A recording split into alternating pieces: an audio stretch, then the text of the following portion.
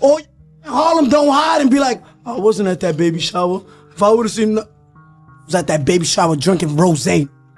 I ain't gonna even lie. No, Also, let me get spicy real quick. See, my whole thing is like this, man. On some real, you know, I ain't trying to be funny or nothing, Jim Jones, but you keep shouting Mel. You keep shouting Mel and Shotty in the mouth. I mean, because now it's just putting you back in the spotlight as telling again. You know what I mean? Like it just won't stop. What's next? Now I don't with 6ix9ine whatsoever, but domestic violence, you know why? Domestic violence is domestic. What's your definition of a snitch? Let's start there. A snitch is somebody, I feel like a snitch will do anything to get out of a situation. You know what I'm trying to say? Like a snitch will get faced with something and will just give up their mother, their brother, everybody, their whole camp just to be free. Let me ask you something, and like I said, my respect to the West Coast. You never lacking, right? Never. So what happened to the niggas that lacked? Let's bring up Nipsey Hussle. You think he said, yo, will never come up to me because I'm... Yo, bro, it happened to the best of them. Yes. Hold on. You're absolutely right. Hold on. So what you gonna say, Nipsey? The streets hum with the murder of 6ix9ine Girl. A new video has now surfaced that shows 6ix9ine just before everything went wrong. Nigga, oh your dad, homie. I don't give a who I'm talking about. All them Talking about? you ain't your dad. Rumor has it that his remarks might have set off the operations and led to the hit. Let us dissect it. The video that is making all the difference. The whole hip-hop community was rocked to its core by the horrific events that transpired on August 17th, 2025. Ariela La Langosta, a 29-year-old Dominican hottie who was making waves as a bartender and influencer, was discovered slumped in her whip on the Cross County Parkway in Mount Vernon just as the sun was beginning to peek over the concrete jungle. Everyone was baffled by the circumstances surrounding her death. But what really got people talking was her relationship to Tekashi 6ix9ine, one of the most divisive figures in rap, and how his actions might have led to her murder. Genuine conversation. We must dissect Ariela's true identity in these neighborhoods in order to comprehend the depth of his predicament. Shorty was an entire movement in New York's nightlife scene, not simply a typical girl uploading selfies to get likes. Her charming energy, dance content, and modeling had meant him. As in their hearts, she had amassed over 551,000 Instagram followers and 115,000 TikTok followers. Knowing how the narrative ends makes the night before everything went left impact you in a different way.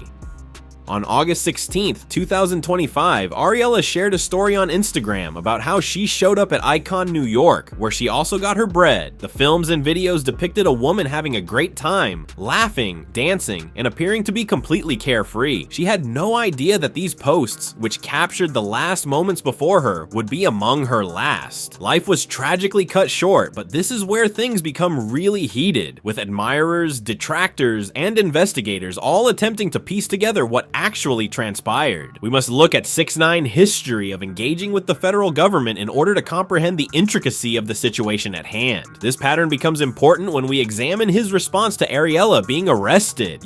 Bro, Not surprised.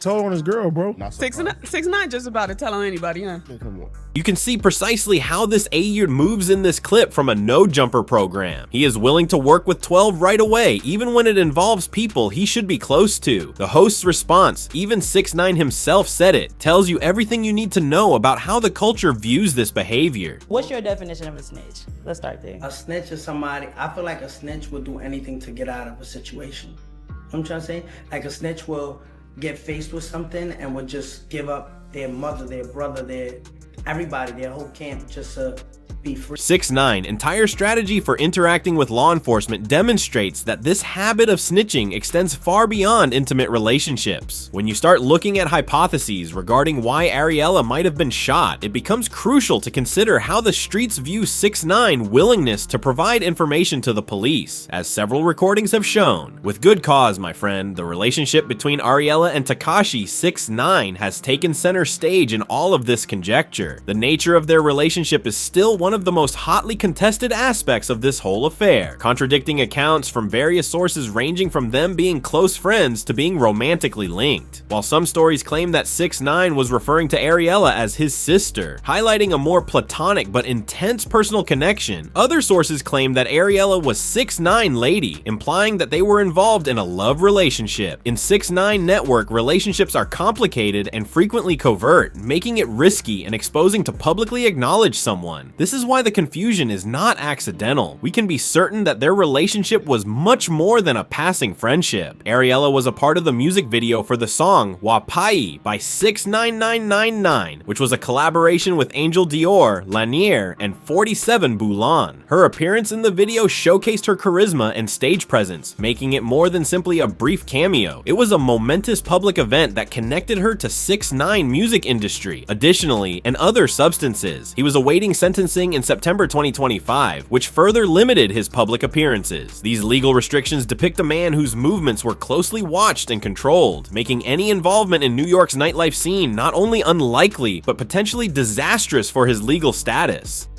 However, this is where the story becomes truly intricate and where new information has emerged that alters everything we previously understood about this case. The speculation surrounding Ariella's death isn't solely connected to 6ix9ine. It involves an entire web of relationships, conflicts, and potential motives that extend far beyond a mere romantic link. Numerous interviews and statements made by 6ix9ine have revealed a pattern of behavior indicating that his collaboration with authorities was not an isolated choice made under extreme pressure, but rather a consistent strategy for coping with legal troubles. To comprehend the intricacies of these theories, we first need to examine 6ix9ine's own perspectives on street violence and how he justifies his survival tactics. In some revealing footage, 6ix9ine dissects his reasoning concerning street violence and why he believes his approach is superior to the keep it real mentality that has led to other rappers' downfall. What I fold on though? When you took the stand, or when you testified, what I fold on? when you snitched. All right, so let me ask you something.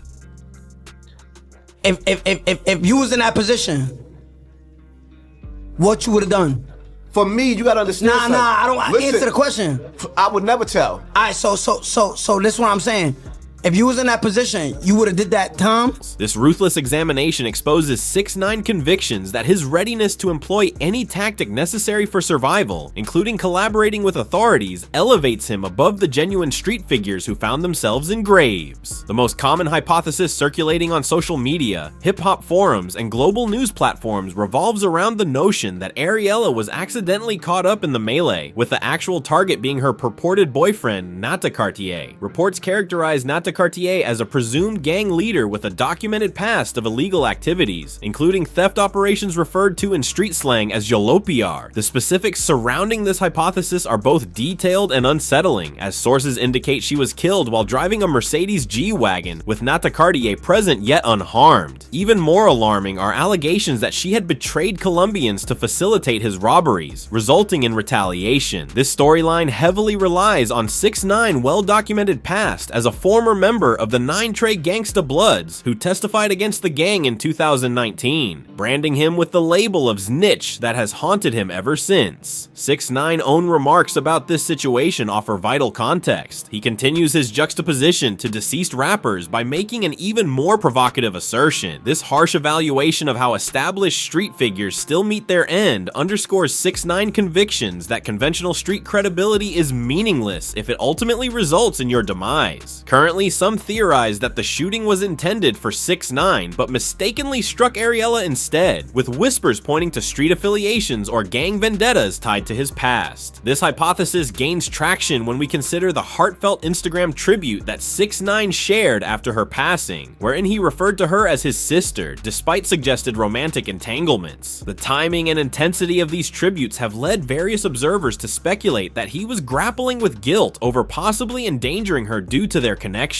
Although this theory continues to gain momentum, it encounters substantial scrutiny, considering 6ix9ine legal limitations in 2025, which include house arrest and electronic surveillance. His being in New York would likely have breached his probation rules. Some have connected Ariella's demise to the general rise of gang-related violence plaguing New York City, potentially linking it to a Brooklyn nightclub shooting that transpired around the same period. The NYPD commissioner confirmed that the Brooklyn incident involved 4 shooters, 42 bullet casings, and had gang affiliations, prompting Mayor Adams to dispatch crisis teams to avert retaliation. While there's no verified link between this occurrence and Ariella's death, the timing and circumstances have incited speculation regarding broader violent trends that may have intersected with her personal situation. Let me ask you something, and like I said, my respect to the West Coast. You never lacking, right? Never. So what happened to the niggas that lack? Let's bring up Nipsey Hussle. You think he said, yo, will never come up to me because I'm... Yo, bro, it happened to the best of them. Yes. Hold on. You're absolutely right. Hold on. So what you gonna say, Nipsey? This recognition of the perception issue 6ix9ine faces in street circles elucidates why targeting someone close to him might be regarded as an effective tactic to convey a message without directly confronting an individual heavily monitored by federal agencies. What complicates this case is the way speculation has surged to fill the silence left by official responses. The investigation involves hood politics and the reality of what occurred. As we investigate further into the circumstances surrounding Ariella La Langosta's death, the official narrative increasingly contrasts with the speculations prevalent on social media and hip-hop forums. What emerges is a portrayal of law enforcement agencies grappling with a high-profile investigation while navigating the distinct challenges brought on by 6ix9ine contentious status and the intense public fascination with anything linked to him. The intricacy of this case becomes even more apparent when we assess 6ix9ine's own insights into how street disputes unfold in reality. In particularly insightful footage, he provides a thorough analysis of why traditional gangster conduct often results in death rather than respect. He's dead. But what's the point though? I'm right then. So King Von is a solid, and he got killed, right? Then poked out and put 5 in him, right? And he's dead, right? So King Von died lacking. You hurt my feelings. No. Hear what I'm saying. May he rest in peace, King man. Von died lacking. Nipsey died lacking. Pop Smoke died lacking. Right. Can't lack? No, you can't.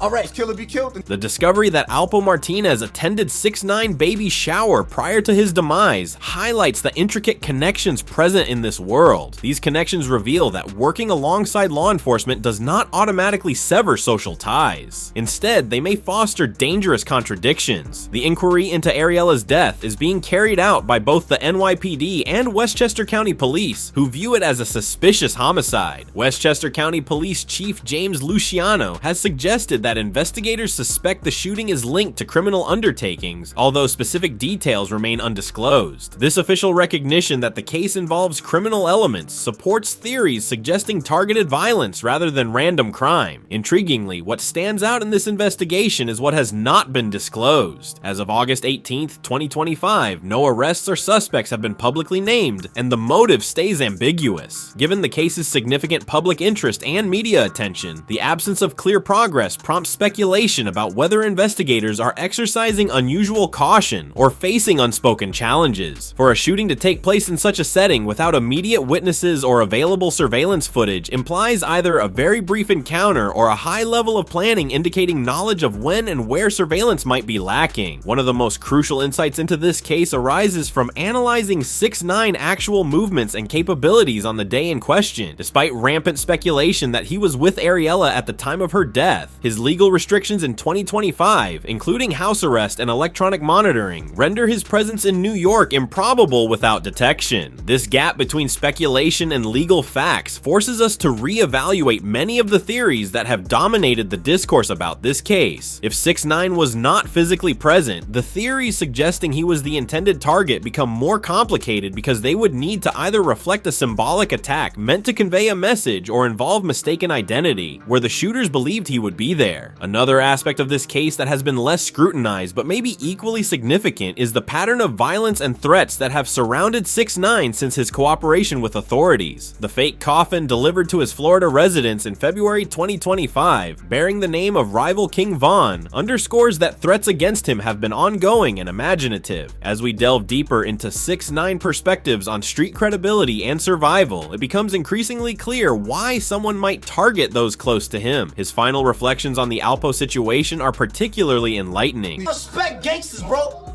What you gonna see me, you gonna respect me?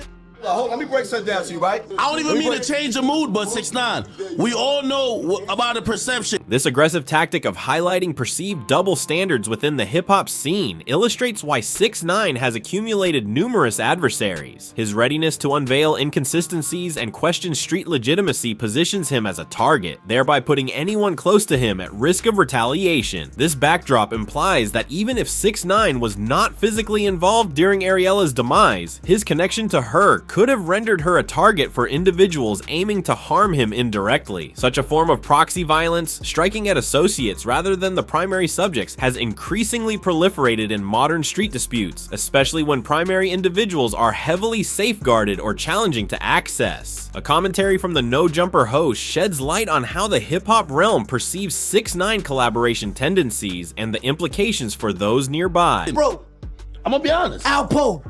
We gonna get on Alpo. Yo, shout out my girl, baby. I love you. Listen, I gotta talk about it. I gotta bring it up. I'm sorry if I put, I'm about to fire Harlem up. My girl's baby father, Charlie C, is a Mac Bull of blood. Okay, what that mean? He's a Mac Bull of blood that Jack kill all rats. The Mac Bull Jack kill all rats. This insight into how 6ix9ine collaboration repositions him in the limelight for speaking out again indicates that his trend of engaging law enforcement is well entrenched and broadly recognized in the neighborhood, which could subject anyone linked to him to attacks from those who deem such cooperation as intolerable. The more confrontational traits of 6ix9ine character shine through in his disputes with those who challenge his collaboration. Or Harlem don't hide and be like, I wasn't at that baby shower. If I would've seen was at that baby shower drinking rosé.